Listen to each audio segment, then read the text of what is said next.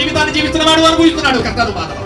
క్రైస్తవులుగా విశ్వాసంగా దేవుని బిడ్డలుగా ఉన్నటువంటి నీకు నాకు కూడా శ్రమలు ఉన్నాయి. కాకపోతే మనకు విశ్రాంతిని ఇస్తాడు దేవుడు. నీవు నేను నమ్ముకున్న నజరేయుడైన యేసు. హల్లెలూయా.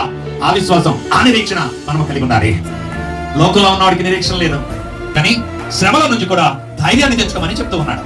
శ్రమ వచ్చినప్పుడు మీరు కుంగిపోవద్దు, కష్టం వచ్చినప్పుడు మీరు పారిపోవద్దు, వ్యాధులు కలిగినప్పుడు దేవుని మందిరాన్ని విడిచిపెట్టవద్దు. హల్లెలూయా.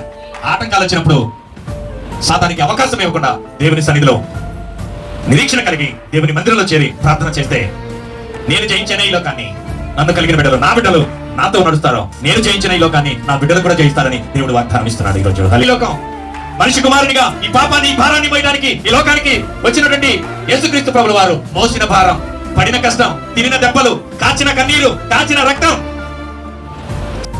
నీ కొరకు నా కొరకు ఈ లోకానికి వచ్చాడు.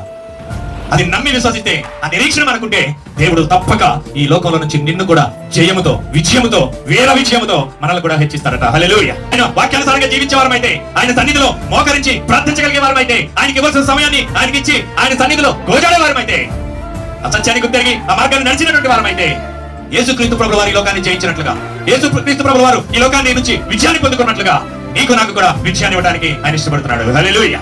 నీకు ఇచ్చిన వాగ్దానం, నిన్ను శ్రమ వచ్చినా నువ్వు ధైర్యం కలిగి ఉండవు, నేను విజయుడిగా నిలబెడతాను.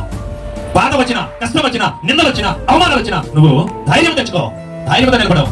నా వైపు చూడు, నన్ను వెంబడించు, నా సన్నిధిలో మోకరించు,